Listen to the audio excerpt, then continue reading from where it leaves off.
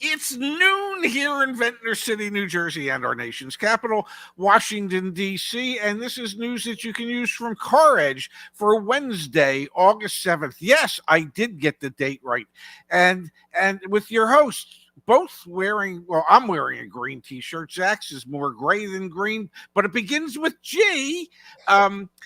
Your host, me, Ray, and, well, the handsome young lad, Zach. How are you today, handsome? I'm doing okay. I got a little something going on. Can I borrow 3 letters from Josh Shapiro? He said yesterday he wakes up every day and he concentrates on 3 letters. GSD. Getting stuff done. He didn't say stuff. But getting stuff done. And that's what I feel like today. GSD. We're getting stuff done, buddy.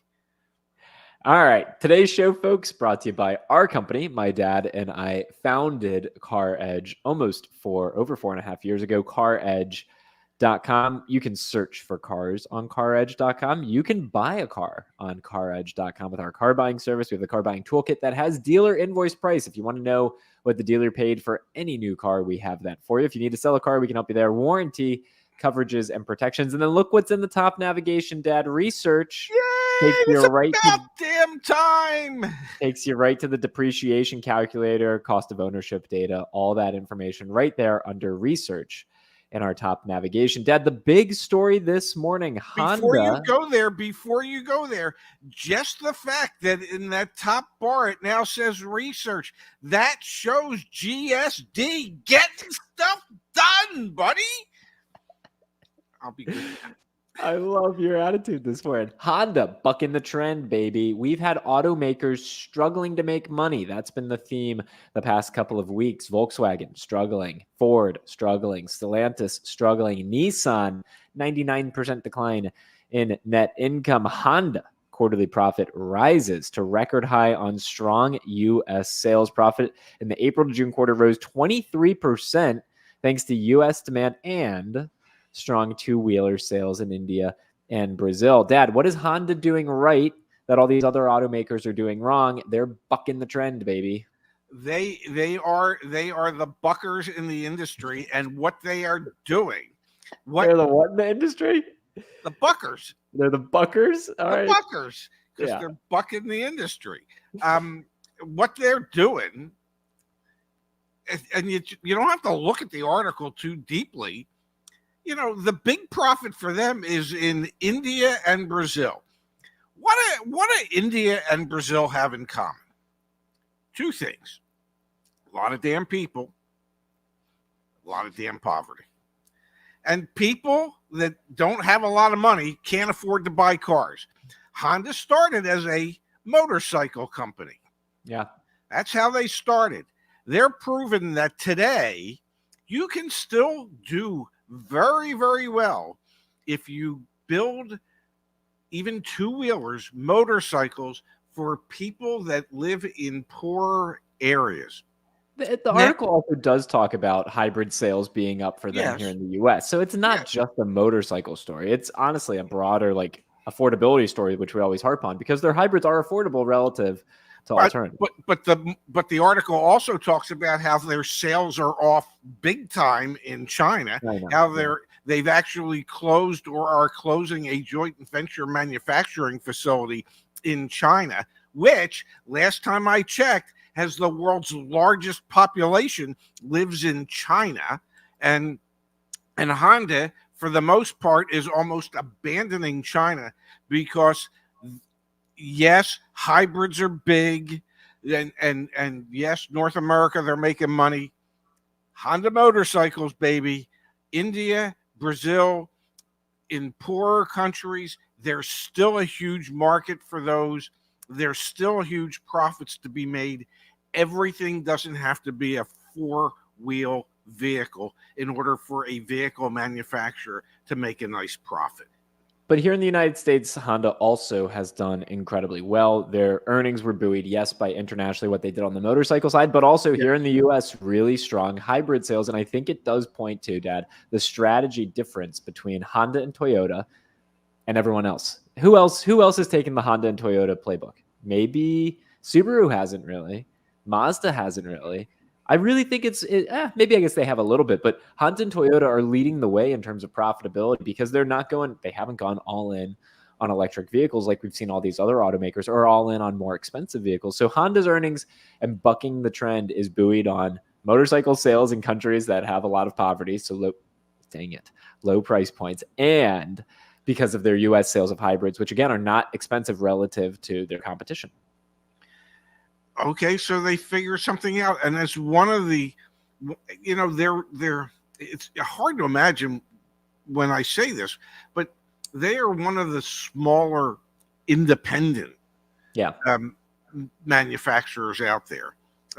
Maybe they're not quite as a small independent company as they used to be. Maybe they have more affiliations with other manufacturers, but they have stayed pretty true to their roots over the course of time. Mm-hmm. And their roots are and were in motorcycles.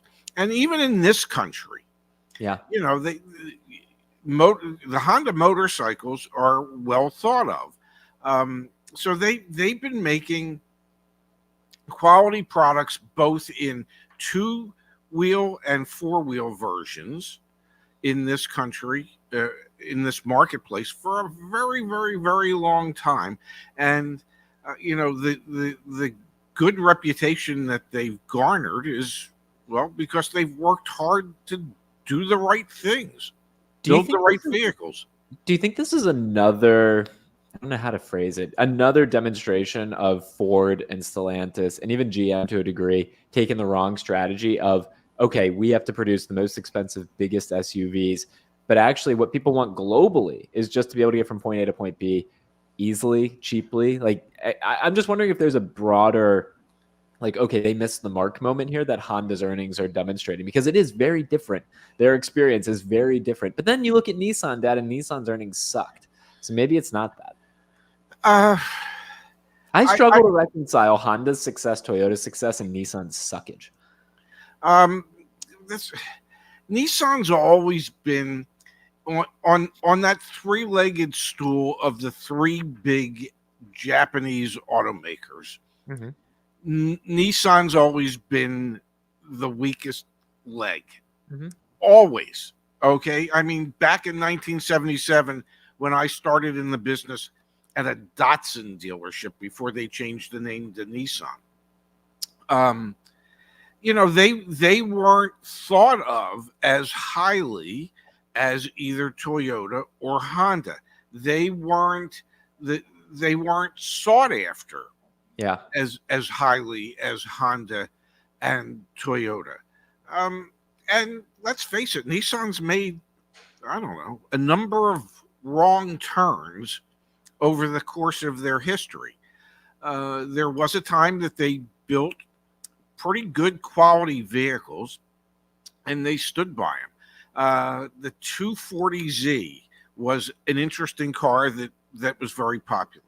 The 510 sedan, which you would have no idea what that is, that was a very popular car and a well-built car at the time that lasted.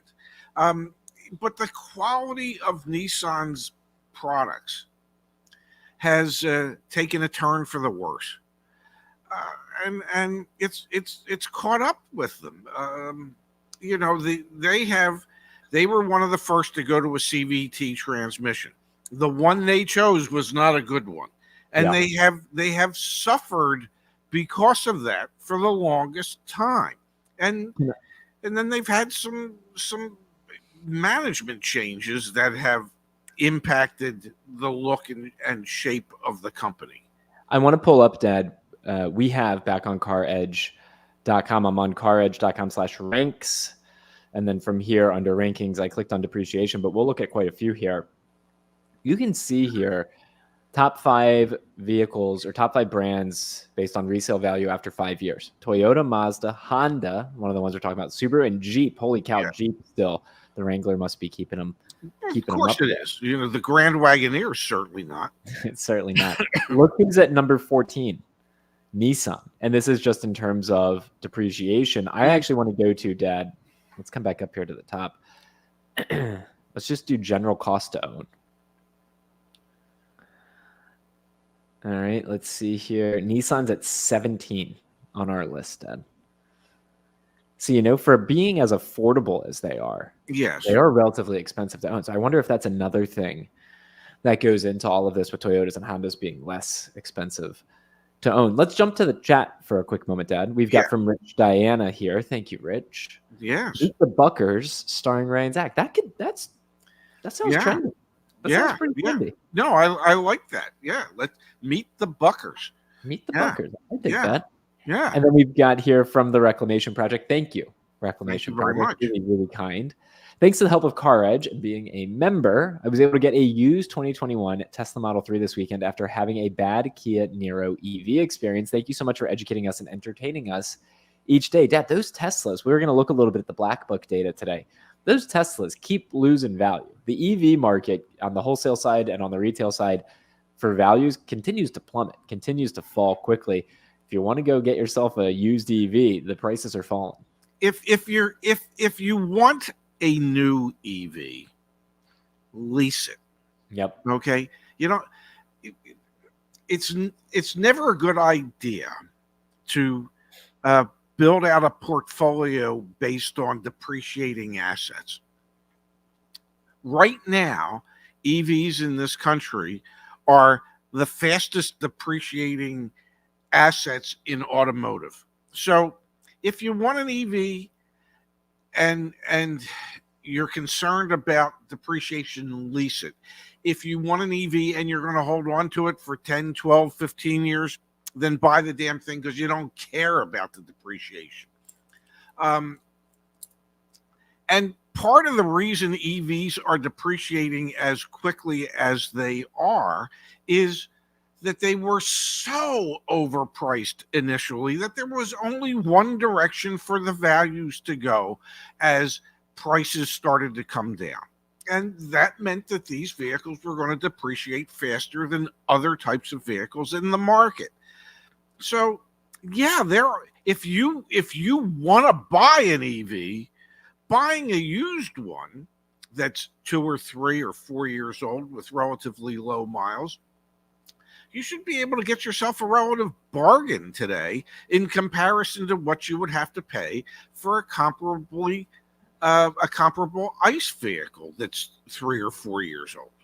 100%. Dad, we did get the latest Black Book data just yesterday. Seems like things are maybe normalizing a little bit. Depreciation in the used car market is about what it should be based on historical averages. So maybe we're seeing a little bit of calm and hopefully no storm. Hopefully things actually stay calm for a little while here.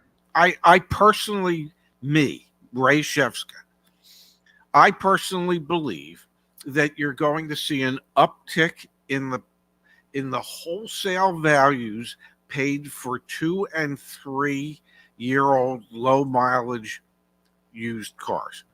And the reason I believe that is because there is going to be a dearth of lease returns because there was such a decline in the number of vehicles being leased 3 years ago. And that decline is scheduled to continue as far as potential lease returns through 2026.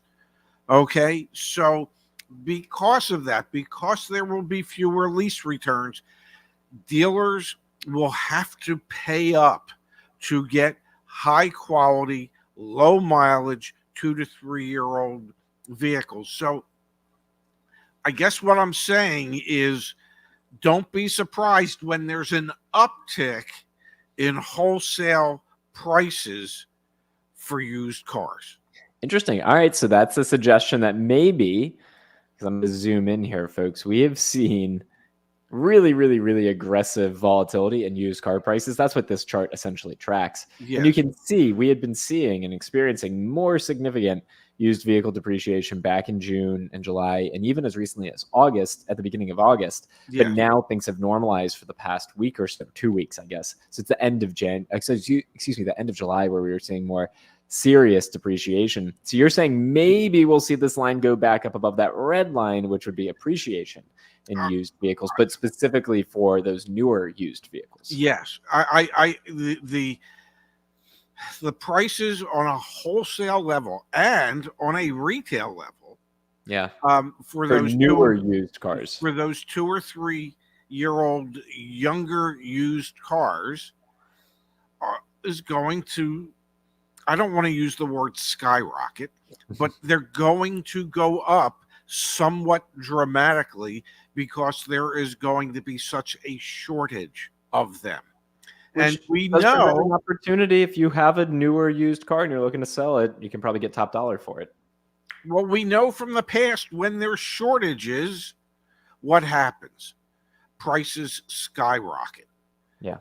Prices go up dramatically. Dealers start charging more for pre-owned cars than what those cars sold for when they were brand new with no miles. So the fight to get your hands as a dealer on those type of vehicles is going to propel those wholesale values higher than they historically would be over the next several months. In my opinion, that's just me, Ray Shefska, looking at what's happening with the supply of lease returns coming back. 100%. All right, Dad, you know what? We're going to go super early to our favorite segment of the show. What watch am I wearing? No. Really? You've got to be kidding me.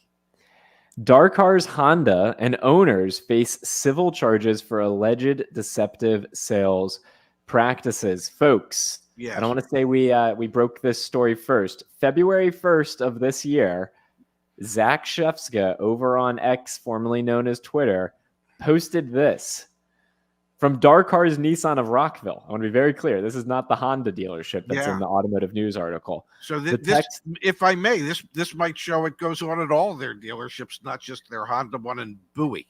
I'll tag the Maryland State Attorneys General on this. This is a first 2% sales commission on the deal worksheet for a new Nissan Altima. Wow. Name another industry as convoluted as the car business. And you can see here, 2% sales commission, not required by law. Dad, what happened here is the Maryland Attorney General has filed civil charges against Darkar's Honda, which again, on February 1st, I broke the story from Darkar's Nissan. We'll see if we can get some attention from Anthony Brown on this as well. But let's read through this, Dad. A Darkar's Honda dealership in Bowie, Maryland, allegedly engaged in, quote, unfair or deceptive trade practices at nearly every stage, end quote, of new vehicle sales, according to a civil charge filed in July by Maryland Attorney General Anthony Brown. The state attorney's general's office alleges that the dealership, along with the parent company, doing business as Darkar's, violated Maryland's Consumer Protection Act. The Attorney General's statement of charges says Darkar's Honda tricked customers by adding a fee equal to 2% of the vehicle's sales price, misleadingly labeling it as an optional sales commission. However, this fee wasn't a commission, and customers didn't realize they could refuse to pay it, according to the filing. May I want to say one thing?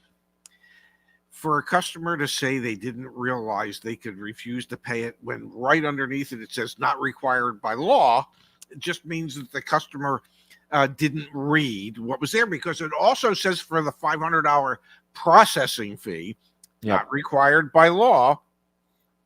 So you can certainly fight the dealer on it. They're still going to charge you the doc fee or the processing fee. But in this case, to label something as a commission, what do you think when you see 2% commission?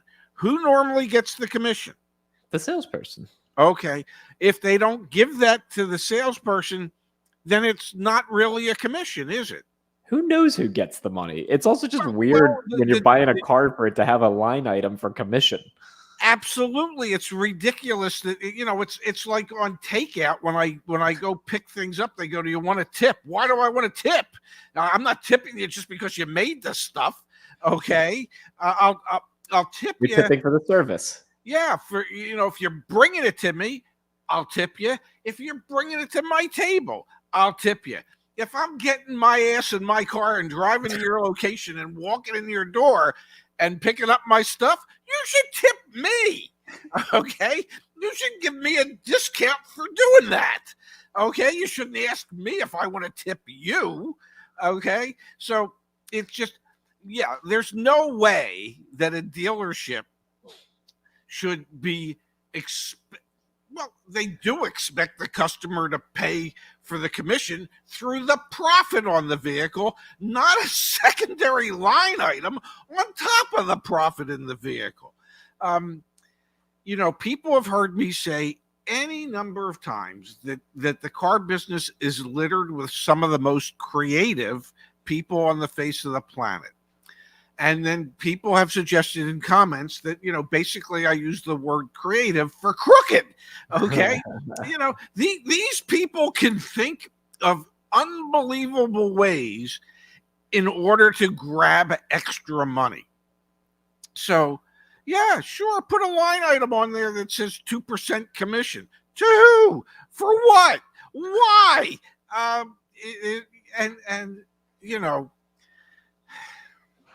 If they do it at their store in Bowie and they do it at their Nissan store in Rockville, I'm just going to suggest one thing that Attorney General Anthony Brown, you might want to check every one of their other stores. I'm just suggesting, because more than likely that same line is printed on every buyer's order in every store they own. Just in my opinion. I gotta get that damn shirt. I gotta get multicolored shirts. Every one of them bad boys has to say, in my opinion, and I'll wear a different one every day, but everybody will know it's just my opinion. This dealer group, Dad, has threatened to sue CarEdge before. They have requested that their inventory be removed off of our website. They've been very aggressive with us as we advocate for consumer, to empower consumers. And so, take that with a grain of salt. There are a handful of dealer groups out there that look at us and what we do at CarEdge and say, you guys are the scum of the earth. You guys are the worst. Just, general awareness there. I will say that Maryland's state attorney general has also, in the article says, the dealership also is accused of illegally financing the sale of add-ons such as, quote, Darcar's Assurance and the, quote, Darcar's Protection Plan. The store allegedly included unwanted equipment and products in the sale and failed to clearly list and itemize everything customers were paying for along with the costs. Darcar's spokesperson said they are prepared to defend our company and our lawful practices in court against these baseless claims. So we shall see what happens there. But we do have another attorney general taking action against the dealer group. And again, for dealers out there, CarEdge, we are not anti-dealer. We recognize y'all exist. We just want you to be fair, honest, transparent, and pretty much, in our opinion, the opposite of this crap. Okay, that's all we want. All we want from you. All we want. And don't threaten to sue us, please. We're your friend, not your foe. Like, there's no reason to. We're not asking for much. I mean, really, it's what we ask for is common sense. Okay, we're not saying, gee, you're not entitled to make a profit. We're not saying we want you to go out of business. We want you to make money the old-fashioned way. I don't know, the honest way.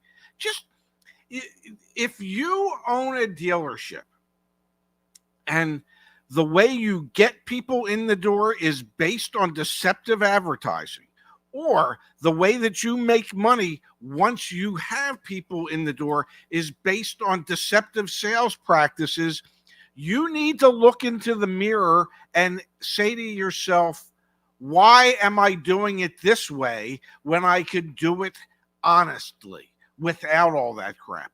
Now, the answer you're going to come up with, I know because I've worked for enough owners, the answer you're going to come up with is, well, everybody does it, and if I don't do it, I won't be able to survive. And I'm just here to tell you, as nicely as I possibly can, that is pure, unadulterated BS, and you know it. Okay? You've chosen to do it this way. You can choose to do it the right way. Use a little common sense. Bring a little common sense to the sales side of things. Bring a little common sense to your advertising. Figure out a way to differentiate yourself from everybody else. And guess what? You'll be able to make a lot of money in the car business. But you don't need to do it this way, in my opinion. Again, folks, this is what we do every day back at CarEdge.com. Empower and inform. Dad, let's come to the chat. We're getting blown up here. From Jacori. Thank you, Jacori. Thanks to CarEdge, I was able to save $6,000 on my 2022 Mercedes AMG GT43. Thanks, guys. The tips and insights helped a lot. Sick car. Really cool car. Congratulations, Jacori. Thank you. That was a car you wanted at one time, if I remember correctly. I don't know if that's the one I want, but it's a cool car. The AMGs are super cool. Baron of Gray Matter. Thank you, Baron. Thank you, Baron. I'm sorry. Consumers don't buy cars every day. Dealers sell every day. The amount of thievery and lying in your business, Ray, is pathetic. Taking advantage. Interesting. I don't think it's his business anymore, but Well, it's at a certain point, Baron, and I don't want to disagree with you, but at a certain point, whether you buy a car every day, once every 10 years, once every 3 years, you're spending your money. It is your job to know what you're doing, and it is your job to know what the hell you're signing. Okay, so yes, dealerships sometimes, oftentimes, many times take advantage of people. It's the people that allow themselves to be taken advantage of. There are websites, YouTube channels, everything else out there that can help educate people. If you walk into a dealership uneducated, that's on you, damn it. You need to take responsibility for what you do or what you don't do. So we're here to help. We try our best every day, but damn it, stop. If you know how the at airports, the TSA says, if you see something, say something. Okay. Well, before you sign something, find out what the hell you're signing. So if you sign something, it's on you. Take responsibility. I'm sorry. I don't mean to be screaming at people, but ultimately it comes back to each individual signing their name on the dotted line somewhere. Know what the hell you're signing for. I think it's on both sides, right? It's on both sides. It's on the industry side, needs to be better, but the industry makes a lot of money the way that it currently works. And of course, and we don't want them to work that way. No. You should, no. The industry's broken as far as I'm concerned. They think it's not broken because they make a lot of money. But anyway, it's on both sides. But your point is well heard. From NH, thank you, NH. Hi. How would you advise someone deciding between a new car with 0% APR financing versus a used car with 8%? Do the math. Do the math. See how the payments come out. See which ones. See how much interest. See how much the interest expense is on the 8% on that 8% loan. Yeah. I'm probably taking the new car at 0%. Just throwing that out there. Well, and I'll say this. At least I know on the new car at 0% for the first 3 years and 36,000 miles, it's covered under some kind of factory warranty. Yeah, exactly. But do the math, and you can go. There's we use it on the show all the time. Just search car payment calculator and or auto loan calculator, and it'll show you the interest. Do the math. That's a good one. NH, you can. I know I'm frozen right now, NH, but you can also send me an email, Zach, ZACH at CarEdge.com, and I can take a peek at it. From Matthew, thank you, Matthew. Ray, the in my opinion goes on the back. Your other gems like fire to God go on the front. Let me know where to demand that first one. Why does Matthew always want to get me in trouble? Fly Chomper Fly, thank you, Fly Chomper Fly. I shop for salesperson and dealer first, have walked. Yeah, find a dealership that you like to work with. Or again, we offer all sorts of solutions back at CarEdge.com, but there's no need to go in and deal with all this tomfoolery. You should be able to get most of it done at home. Tomfoolery, I like that. That was very good. That was so old school. Tomfoolery. No tomfoolery, man. Yeah. No, I like that.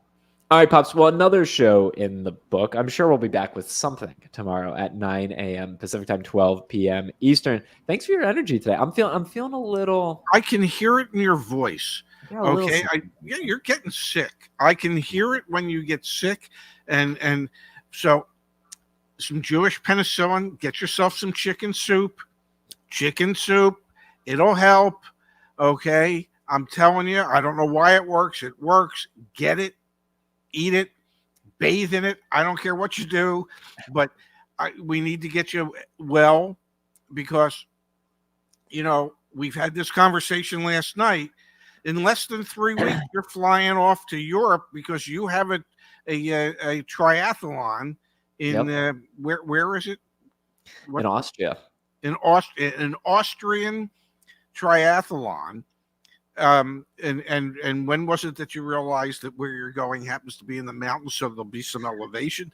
All right, whatever. We'll be back tomorrow, folks. I don't need this in public. We'll be back tomorrow, folks. 12 p.m. Yes. Eastern, 9 a.m. Pacific. Thank you, as always, for joining us. Yeah. Well, thank you. Feel better. Get well. We all send our love.